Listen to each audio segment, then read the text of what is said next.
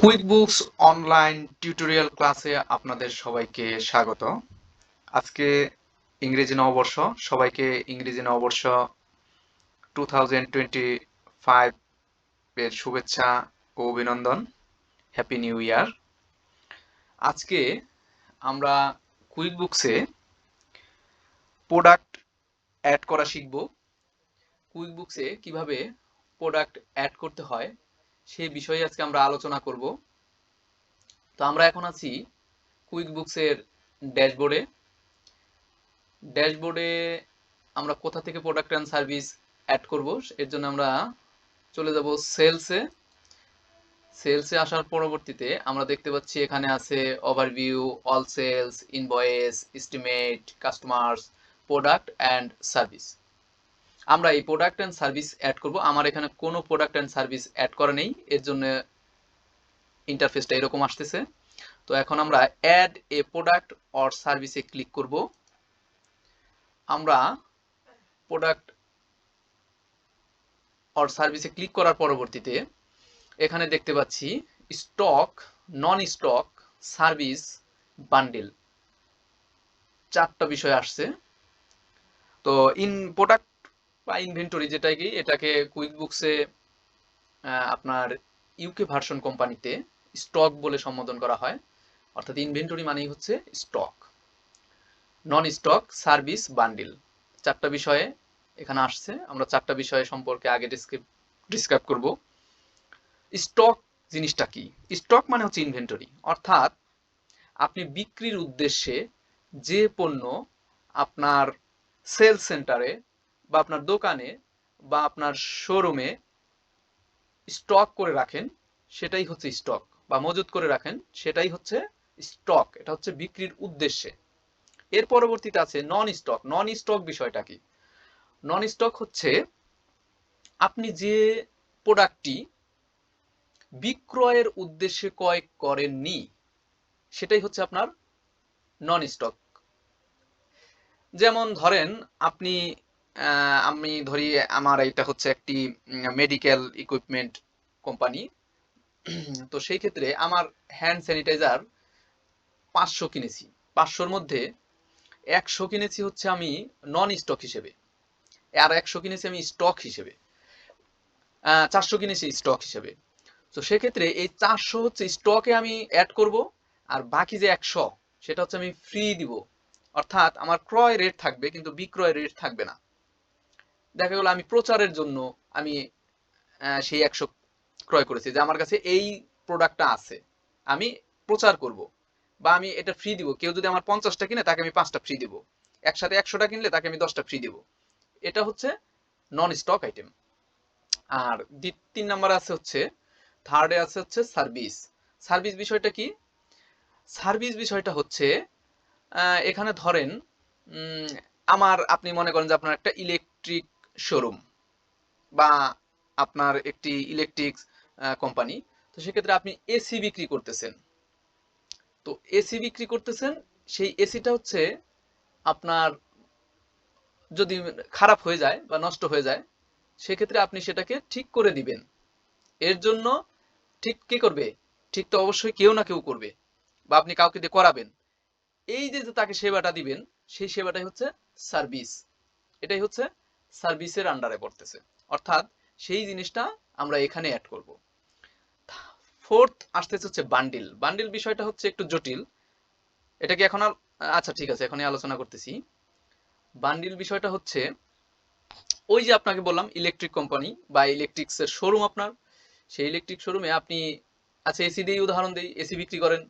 তো সেই এসিটা যখন আপনি বিক্রি করলেন তখন সেই এসিটা তাকে আপনি লাগিয়ে দিয়ে আসবেন, তার বাসায় সেটা সেট করে দিয়ে আসবেন। এর জন্য কি অবশ্যই আপনার একটা লোক পাঠাতে হবে, সেটা হচ্ছে সার্ভিস হিসেবে। আপনার সেই এসিটা লাগানোর জন্য কিছু ইনস্ট্রুমেন্ট আপনার ব্যবহার করতে হবে। এখানে ড্রিল মেশিন থেকে বলেন শুরু করে নাট, স্ক্রু, সবকিছুই আপনার ব্যবহার করতে হবে। অর্থাৎ এই যে টোটাল যে বিষয়টা, এই টোটাল বিষয় নিয়ে যে কস্ট আপনি ধার্য করবেন সেটাই হচ্ছে বান্ডিল। অর্থাৎ টোটাল সার্ভিস এবং প্রোডাক্ট দুইটা মিলেই হচ্ছে আপনার বান্ডিল। আচ্ছা যাই হোক, আজকে আমরা শুধু স্টক অ্যাড করব বা প্রোডাক্ট অ্যাড করব। তো আমি স্টকে ক্লিক করলাম। স্টকে ক্লিক করার পরবর্তীতে এখানে আমরা দেখতে পাচ্ছি নেম, ম্যান্ডেটরি এটা নেম। আমি আগে শুরুতেই বলেছি যে আমরা একটা মেডিকেল ইকুইপমেন্ট কোম্পানি নিয়ে কাজ করতেছি। তো সেক্ষেত্রে আমরা এখানে ধরে নিলাম আমাদের প্রোডাক্ট হচ্ছে হ্যান্ড স্যানিটাইজার। তো আমরা হ্যান্ড স্যানিটাইজারটি এখন অ্যাড করব। আমি প্রোডাক্টের নামটি এখন লিখব হ্যান্ড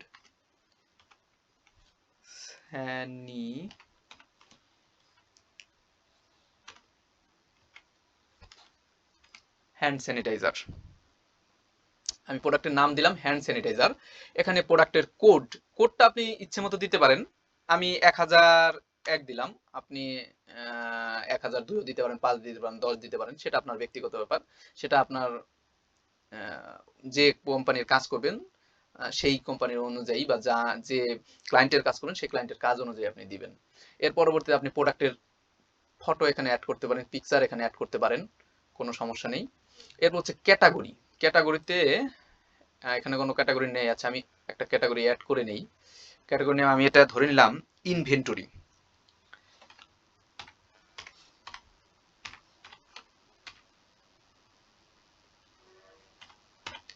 আমি ক্যাটাগরি নেম দিয়ে দিলাম ইনভেন্টরি, সেভ করে দিলাম। এরপরে পরবর্তীতে আসতেছে যে কোয়ান্টিটি অন হ্যান্ড, আমার হাতে কত পিস আছে এটা কিন্তু আপনাকে দিতেই হবে, এটা হচ্ছে ম্যান্ডেটরি। এই যেখানে স্টার দেখতে পাচ্ছেন এটা হচ্ছে ম্যান্ডেটরি। এখন এটা আমি ধরে নিলাম আমি যে প্রতিষ্ঠানে কাজ করতেছি বা যে ক্লায়েন্টের কাজ করতেছি তার হাতে এখন 100 পিস হ্যান্ড স্যানিটাইজার আছে। আচ্ছা, এখানে ডেট, অ্যাজ অফ ডেটটাও আমার ম্যান্ডেটরি।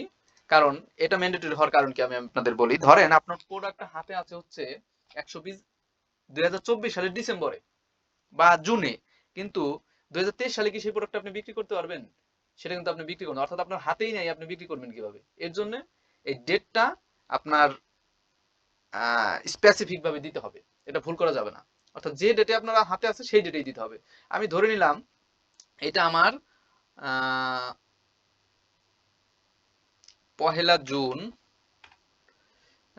জুন 2024 হাতে আছে।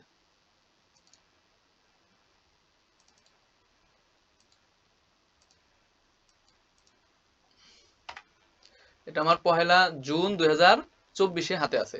আচ্ছা, এরপরে হচ্ছে রিঅর্ডার পয়েন্ট, অর্থাৎ কত পিস হাতে থাকাকালীন আমাকে নোটিফিকেশন পাঠাবে সফটওয়্যার। ধরে নিলাম আমার 20 পিস হাতে থাকাকালীন সফটওয়্যার আমাকে নোটিফিকেশন পাঠাবে। এরপর হচ্ছে স্টক অ্যাসেট অ্যাকাউন্ট, হ্যাঁ এটা দিয়ে দিয়েছে, এটা স্টক অ্যাসেট হিসেবে অ্যাড হবে। এরপরে হচ্ছে ডিসক্রিপশন এখানে আপনি দিতে পারেন, আমি এখন দিচ্ছি না। এর পরবর্তীতে সেলস প্রাইস আমি ধরে নিলাম আমার এক একটা হ্যান্ড স্যানিটাইজার 150 টাকা করে বিক্রি করবো আমি, সেলস প্রাইস। তারপরে কি বলছে এখানে ইনক্লুসিভ অফ ভ্যাট। দেখেন ইনক্লুসিভ এক্সক্লুসিভ এই বিষয়টা তো আপনারা সবাই জানেন। ইনক্লুসিভ মানে হচ্ছে আমার এই 150 টাকার মধ্যে ভ্যাট অ্যাড করা আছে, আর এক্সক্লুসিভ মানে হচ্ছে এর সাথে আরো ভ্যাট অ্যাড হবে। যাই হোক, আমি এখন ভ্যাটের কোনো ফাংশনে যাব না, কারণ আমি যখন প্রোডাক্ট কিনি তখন আমি ভ্যাট দিয়েই কিনি, ওইখানে ভ্যাট সহই থাকে। এর জন্য আমি আর এখানে কোনো কিছু করতেছি না। এর পরবর্তীতে কস্ট প্রাইস, আমি 150 টাকায় বিক্রি করব। ও আরেকটা জিনিস একটু ভুল করে আসলাম, এটা হচ্ছে সেলস অফ প্রোডাক্ট ইনকাম। এটা হচ্ছে আমার প্রফিট অ্যান্ড লস অ্যাকাউন্টে সেলস অফ প্রোডাক্ট ইনকাম হিসেবে হিট করবে। এখন আমরা কস্টে যাব। এটা আমরা 150 টাকা দিয়ে কিনেছি, বিক্রি করব। কিনেছি কত টাকা দিয়ে? ধরে নিলাম আমরা এটা আমাদের 130 টাকায় কেনা, 130 টাকায় কেনা। এটা হিট করবে কোথায়? প্রফিট অ্যান্ড লস অ্যাকাউন্টের কস্ট অফ সেলসে। এখানেও সেই ইনক্লুসিভ অফ পারচেজ ট্যাক্স, আমরা এখানে ট্যাক্সের কোনো ফাংশনে যাব না।